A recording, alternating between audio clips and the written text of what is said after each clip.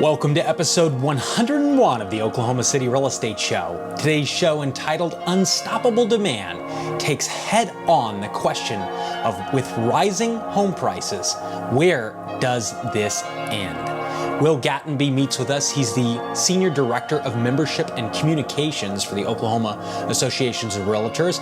He demonstrates how supply has been ever increasing at the end of each month for the last 4 months, but demand steadily rising has outpaced supply.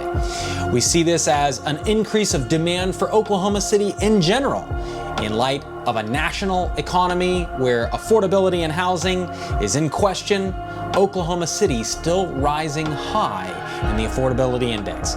Couple that with the lowest in the nation for unemployment rates, and you get a city that is rising in demand. Broadcasting live from the middle of America, welcome to the Oklahoma City Real Estate Show. Covering local market data, news, and reports to arm you with information you need to empower your investing and strengthen your American rights. Top realtor, investor, father, and veteran. Here is your host, Landon Witt. For more information and to listen or watch online, visit okcrealestateshow.com. I am the Senior Director of Membership and Communications for the Oklahoma Association of Realtors, the statewide association in Oklahoma. So we don't run your MLS and we don't control your license, but we do make sure you're a great realtor member.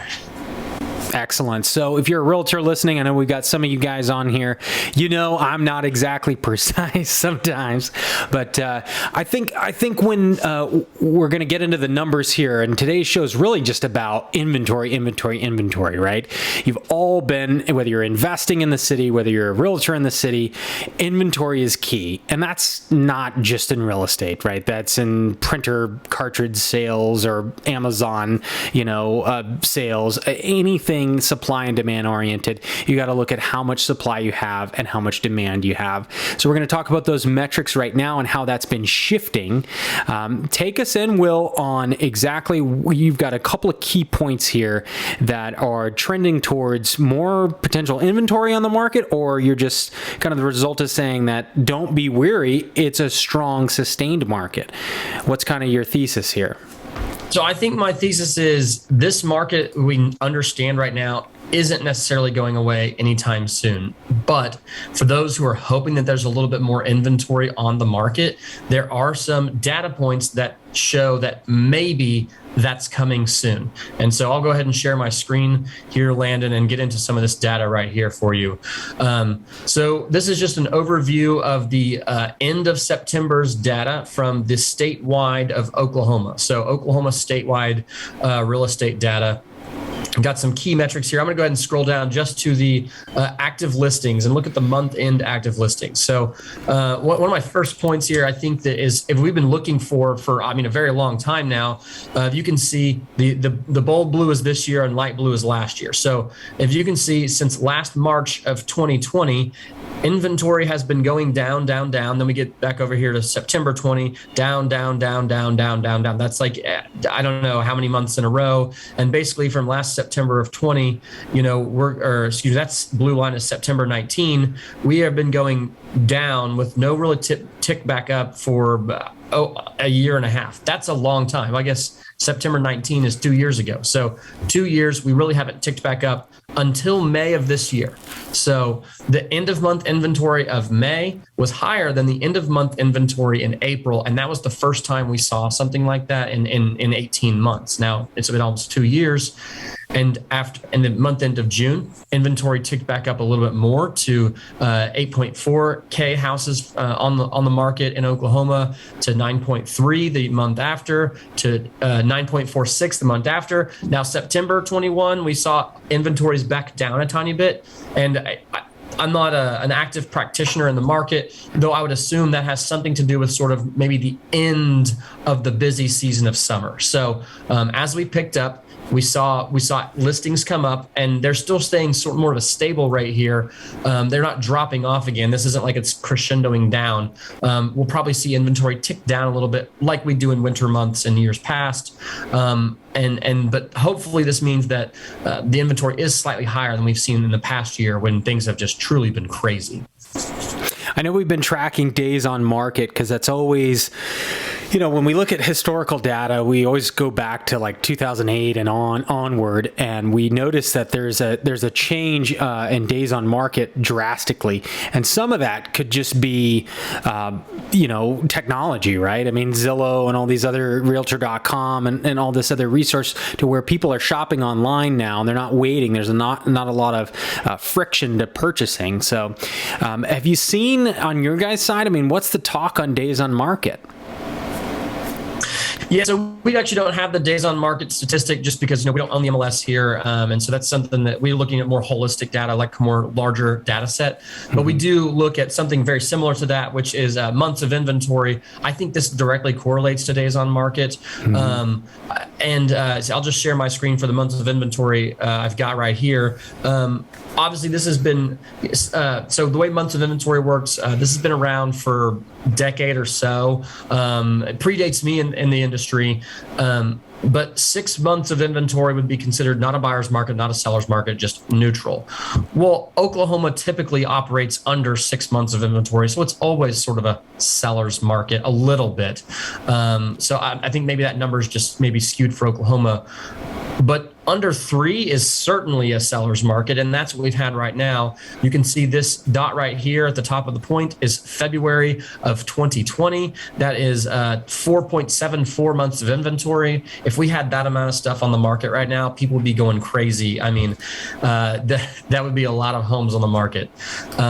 And so that has been essentially, we see the steady decline to where we get to the beginning of about a year ago, September in 20, and we're about 1.92 months of inventory, and we hover around that point, including going down, and we're still about 1.5 months of inventory. That means that if no homes are put back on the market in 45 days, there will be no homes for anybody to buy. So, I mean, that can speak to days on market because, I mean, directly correlated here with so few homes in the market, it sort of like takes everything else that's on the market and it just like people are zapping it up.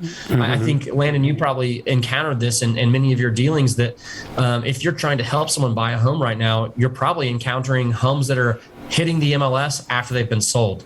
Sort of the pocket listings. A lot of things are happening at Tuesday morning sales meetings. And I mean that's obviously allowable in our association and in the industry. But that's because homes are so hot right now that those Tuesday morning sales meetings have become crucial for many businesses in Oklahoma. Month supply of homes for sale on your screen now. You've got, and for those listening on just a podcast, on a train, or whatever you're doing at the gym, 2011 was the last year that we saw 6 months supply of inventory. And honestly, that number stretches across. We've talked about this before on the show, but that number, if you've been investing in Atlanta or you've been investing in Florida, that number has been gone for a while. And largely, we would argue because in 2007 is really when we start to see the digital reformation of real estate sales, and really like Zillow really began getting traction. And so the speed and the velocity. So looking at this though, you've got from January 2020 to January 2021 was the most drastic drop in month supply of inventory and the most drastic rise of inventory this summer from May to July. And I really believe that has to do with, you had a bunch of people that wanted to buy bigger homes, and then also a bunch of information that was going around the market saying, hey, you can get record prices for your home than you've ever gotten before. So I don't know. Can you see the info spark screen? Did that pop up? You might have to stop sharing for a second. Oh, here, I'll stop sharing. Let me share this, and that way you can see. Here we go. There it is. Can you see that? That's the InfoSpark screen, and that's from 2008 when InfoSpark started all the way to today, kind of giving us a grand, spectrum of central Oklahoma, at least, in terms of the month supply. Our days on market, that's one thing that when we look at it, it's obviously cyclical in nature, going all the way down to now where we're just in 3 days. The entire MLS at May was 3 days on the market, median, and then now we're at 5, so almost a doubling of days on market, which is important when you're looking at the median of thousands and thousands of transactions. So in terms of, is there hope for you as a home buyer that's listening to this show? The answer is yes. Yes, there's a lot of hope. In terms of affordability index from properties being 300 and under, the interest rate's not affecting your payment very much. I mean, you might go, oh my goodness, the news, we just released this week in bold letters, the Associated Press released the end of refinancing has begun, which is marked by just a lower and lower and lower number of folks refinancing. But before you freak out, under 300, the difference in 5% or 4% or 3% is maybe $100 a month, $120 a month. So cancel DirecTV. I mean, get the home you want. I mean, it's more or less the interest rates really are affecting our jumbo loans, folks over the 500 mark.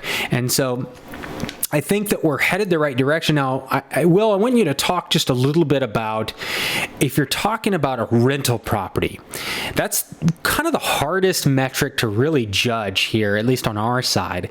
Do you have any discussions around y'all's office as far as where rental properties are going? Are we getting more investors? Is it more renters than it was before, since this market is this way? Or is there more owners? Yeah, I mean, it looks like there's probably more owners right now. We've seen, one thing we wanted to talk about was some of that demand-driven. This is all demand-driven. And even if you go back on your graph back to 2008, the reason there was so much inventory was also demand-driven, with sort of the Great Recession as we now know it, kind of driving low demand to move their home because you couldn't sell the home for what you bought it. People were underwater in their homes. Now in Oklahoma City, I don't know if that was as prominent, and is in some places like in Florida where we saw a lot of those effects, or other places across the country. But as far as rental properties here, we've seen a lot of people, investors, come into the state of Oklahoma buying properties because although they may be more expensive here, they're being priced out of buying rental properties in places where they may live. So a California investor, you've probably got folks in California listening to this now who are saying, I've been priced out of buying rental properties in California, or buying properties to, let's say, buy, flip, buy, hold, rent, whatever that may be.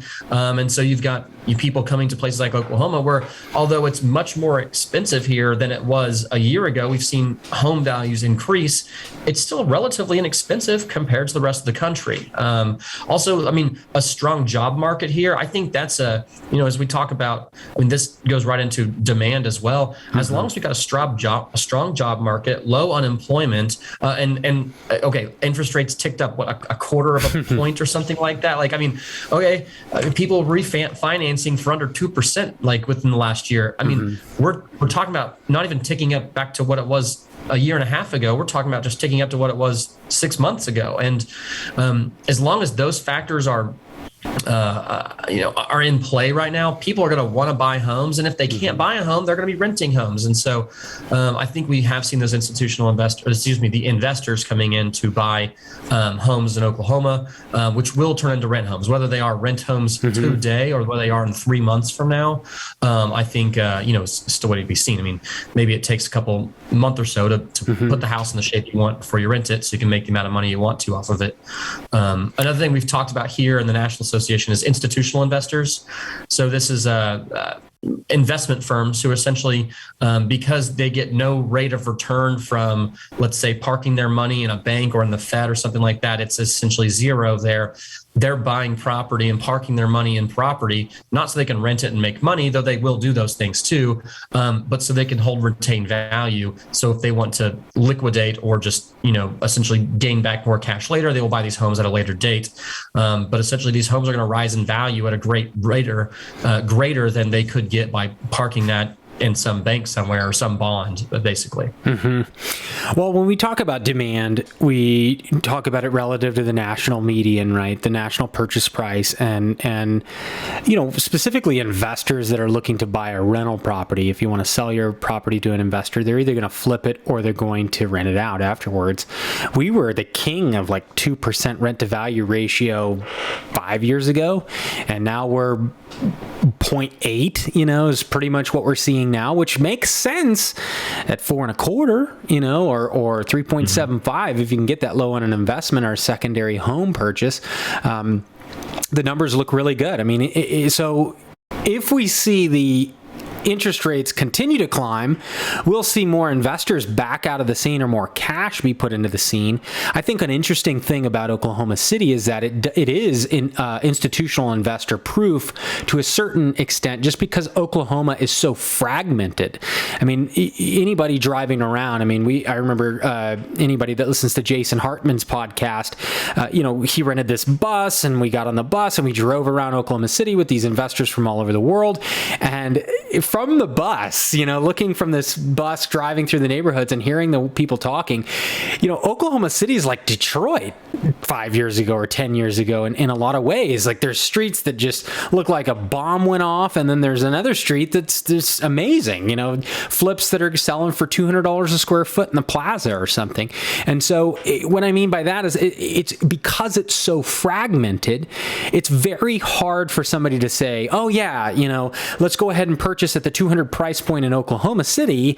Not necessarily all the same, right? You really got to know street by street in this. And I think that's prevented a lot of the things that happen in Atlanta, for example, huge swaths of Atlanta being purchased. Several towns in California, of course, whereas Oklahoma City, you got to get to know it, and you got to get to know a local realtor to understand the local renter's mindset and the local purchasing mindset if you're going to flip a home as well. You mentioned September 21st was the highest month of sales volume in the past 25 months. Can you talk about that a little bit? The fourth highest. So the fourth highest of the last 2 years, basically. I think that the significance here is that so the volume, that's the overall dollars of property sold. That's the fourth highest since this pandemic started. If you look here, I'll pull back. I will share it again so you can kind of see that graphic. If you look back May, June of last year, active sold volume, closed sales volume. If we look back at the January, February, March of 2020, that's the light blue here. April and May should be when things are really starting to shoot up, out of sort of, getting to the spring months, people listing properties, and kind of the busy season here. That did not happen. Of course, we all know in March, the world came to a shutdown, beginning with a Thunder basketball game here in Oklahoma, and all of a sudden the whole world starts panicking, and we're the epicenter of what happened with just one guy test positive in the NBA. It stays flat March, April, May. It's just basically the most basic amount of real estate transactions are happening. So this is, I think, if you want to look at what is a baseline, no matter what the scenario, this is the minimum number of transactions that will happen in March, April, and May. I think if we go back and look at that, that's the minimum number. But then in June, we start popping up big. Okay. That's a very sizable jump. That June was probably comparable to its year before. And then July, that's outpacing its year before, certainly. August, September, and we've pretty much been in this high state of sales ever since. Then if you look at sort of the dark blue bars here, these numbers, again, February, we, instead of, lulling through March, April, May, June, we're climbing the entire time, closer to, and in June hitting almost 1.5 billion in closed sales volume for the month in Oklahoma. That's an astronomical number. I mean, honestly, I think if you'd said 2 or 3 years ago to someone that this is the amount of closed sales volume we're going to have in the state of Oklahoma, they wouldn't have believed it. And pretty much September here has been the 4th highest. So June, July, August, those were probably the 3 highest. And this September is the 4th highest month of the last 2.5 years. And by being the 4th highest of the last 2.5 years, it's probably the 4th highest ever in Oklahoma. Now, I'd have to go back and really research that in order to say it definitively. I was going to say, and it becomes extremely difficult the further past you go. Do you have unit sales? I mean, we got sales volume here, which, I mean, we saw in some neighborhoods. Sales. This is also this is closed sales of single-family homes in Oklahoma. There we go. So we're not looking at commercial properties or condos, or I guess technically some of these are condos, townhouses, but this is not like apartment units or anything. So we're like that. still looking at September percent change. Okay, so the net was negative 1.7%. Is that what I'm seeing on the left side there? That's correct. So from September 21, that's from September 20 to September 21. The current month. September last month had more homes sold than September this month. September is this month by 1.7%. But if we go down to volume, okay, the volume is higher because the homes are worth more the today sales than they price. were. Sure. But this is an extremely high number of homes sold. Again, we had more homes sold this year than last year by, it looks, I mean, that's 15, 20%. I mean, through the summer, March, April, May, June. Yeah, and I mean, look, okay, July this year was less than July last year, but I mean, we're talking about... So this is the great remigration. If you ask me, this is showing... I mean, if you got more homes sold, I mean, you definitely have people that are, if you're going to, shelter in place, you want to have a bigger home and you're doing the home swap, right? So you got to have that, but there's got to be a growth in population somewhere in there. You can't say all this is just people changing homes, staying local. Do we have any population figures? I mean, we've got census data that comes back. Obviously, that's just come back. And Oklahoma City is one of the fastest growing metropolitan areas. Oklahoma is one of the faster growing states in the country. I mean, we didn't gain any like congressional seats or anything like that. I mean, that would be a marker of the way you grow as well. But Oklahoma City is a very fastly growing community. Let me just point out here, if you go back to this right here, this dark blue bar is September of 2020. Okay, so that's exactly 13 months ago from September 21. All right, and then that light blue one makes that September 19. So here in 2019, I think that was a great year. I mean, we looked at, real estate sales in 19, and they were very strong. No one would have said that was a down year in any regard. And this number is 30% higher. So the 1 year growth from September 19 to September 20 is 30%, 29.5%. Okay.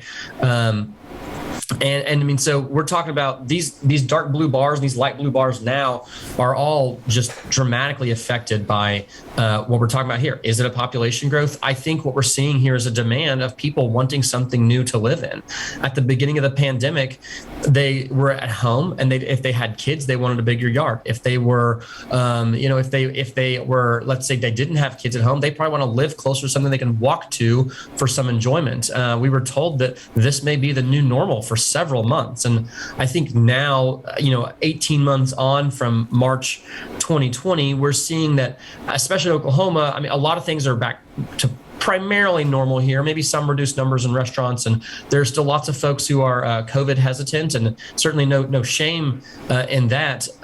But a lot of people have gone back to living somewhat of their normal lives. But some of those things that they learned at the beginning of COVID, that they want a bigger yard, or that they need a second, they need an office, or for some people, a second office, or, we're even seeing multi-generational homes, and not like kids moving in with, like adult children moving with parents. We're seeing parents moving in with their adult children and their kids. So grandparents and grandkids with their adult children in the home. So, I mean, people want, a bigger home or just something different. They want nicer amenities. They want to be closer to something else. It was like the great migration, but they were just migrating within their own neighborhoods or around the neighborhoods or around their city for the most part. So we're talking of course, about, there were migrations out of New York as well to Florida. We've seen people out of California to other parts of California. They're just migrating around California. It's a very large place. We've had influxes to Texas. We've had influxes to Colorado. And we've even had spillover to, again, Oklahoma City and Tulsa have both been the beneficiaries of some of these people who have been migrating during COVID. Sustained growth is what we're seeing, though, throughout just the median price point, with no indication in the inventory, supply, demand, that there's going to be any change. One would say, what about job growth? You mentioned job growth earlier, that it appears to be growing, and I'm assuming that's coming from the Labor Department, or where when we talk about job growth, we just mean Mayor David Holt just tweeted or Facebooked, I don't know, 3 days ago or something, the end of September statistics for Oklahoma City, and it is the number one for unemployment rate in the country. So like 3-point-something% unemployment, which 5% being full unemployment. From an economist standpoint, that's really good. There are more jobs available than there are people to take jobs in this state, and in a lot of states across the country. As long as people have that fluidity to move to a job that they desire, or that has higher income, or they have opportunities, they're going to have excess income. Oklahoma already has a higher amount of expendable income per family in our state than a lot of places in the country. You have that. They're going to choose. Where you live has determined in the last year and a half to have been a very important factor for how you spend money and save money. They want to live somewhere they really enjoy. They want to live in a home that has the features that they desire, that fits their lifestyle, that fits their needs now if they're working from home or if their parents have moved in. And they're going to take that money, that expendable income, and they're going to put it into a property. Folks, you heard it. Will Gattenby, Oklahoma Association of Realtors, bringing it heavy on the facts here today on, is Oklahoma a good bet? It appears to be the best bet in the nation in terms of job growth right now. We've got more jobs than people searching for jobs. When you talk about rental property, when you talk about sustained growth, you got to look at your options, right? If you want to go to Dallas, $300,000, $400,000, $500,000, $600,000 to get you into a first-time home. I mean, the list goes on. When you talk about the Midwest, Oklahoma City still has the most affordable value of anywhere else around, and we're still going to continue selling properties until that is no longer the case. And with other towns continuing to grow and continuing to expand, especially in Texas, that could be a long time. So don't be afraid to pay more than you would have paid last year, because statistics, data, all the information is pointing to, if you don't buy now, it's just going to get more expensive with each month that passes. Will, thanks for coming on the show today. Do you have any closing parts before we wrap up here? You know, I've got one last pitch, and it's something I heard about last week. I was in Washington, D.C. Kill the screen share. Yeah, you got it. I was in D.C. for the state chambers fly-in, just talking with legislators, regulators, and folks up there about what does Oklahoma look like as far as a development and things like that. There's a lot of things happening on the. There's a lot of things happening in development and shipping lanes on the West Coast. So we're seeing a renegotiating with the longshoremen or the folks working ports in California. We're also seeing a lot of pressure against China. And a lot of smart money is betting on the fact that we're going to be using New Orleans, the port of New Orleans, a lot more to ship in goods to the United States. And that means that let's say trucking routes and companies are going to want to be closer to that. Oklahoma has the port of Catoosa, which can reach the port of New Orleans. Okay, so there'll be shipping. You can ship on boats there. Plus, we have the I-44, I-40, and I-35 all right there, crisscrossing the entire country. So these will be hubs of where people are building businesses that have easy access to gain things from the port of New Orleans that are being shipped in and out of the country, and to ship them across the country as they come in. So if you're out of the state looking to invest in Oklahoma, this is a sound long-term place to be investing. You bring up a great point, Will. We haven't done that in a little while. Military logistics, right? If you're trying to attack an economic base of a country, you're going to do it at the port cities, right? That's what we did in World War II. We blockaded. We've been doing it since, well, the Revolutionary War. Yeah, that's right. So great point. Excellent point. Well, we had to do a whole show on this. So what he talked about was mainly China's bringing in all this inventory through the West Coast, and now, and then you've got your South America bringing in all the inventory through Houston. So now the opportunity of New Orleans and Houston being a primary port, and then you've got the crossroads of America. So this is I-40 here, running east and west, I-35 running north and south, and then you've got I-44, a lot of trucking hubs. Okay, so if you're talking about wanting to go to California, you can bop up here. If you don't need to go through Texas, you got all this commerce coming south. Now, it really gives us an opportunity to move traffic throughout the Midwest through Oklahoma City. If you want to have a distribution center, right, and you want to talk about distributing centrally, and you're looking at trying to save mileage, you're going to take all your main product to Oklahoma City and disperse out of there. And ask any trucker, right? They'll know exactly where Oklahoma City is. They know the best exits too, the best food probably. All right, thanks for coming on the show, Will. Really appreciate it. And if you just want more information, we got a new tab on the website. It's talking about home repair tips. So for those landlords or homeowners that want to start repairing your own things in your home, we've got some great help videos on that. And if you want to hire somebody, what to avoid. A lot of scams going on right now with the influx of Hispanics coming across the border, whether you're from Guatemala, Mexico, pouring in the border in Texas, and that's resulted in a lot of contractors, having a lot of competition on the labor side of the market. We've just even last week, I had a customer pay a gentleman to replace the hot water tank, and he disappeared. So be wary of that now that we get into a new market. Make sure, and we've got some videos and tips on that on the website, okcrealestateshow.com. Look for the home repair tips tab. New video series coming out there. Thanks again for joining me, Will, and you have a good rest of your day. Thanks, Landon. Have a great one. All right, bye, Will. For more information and to listen or watch online, visit okcrealestateshow.com.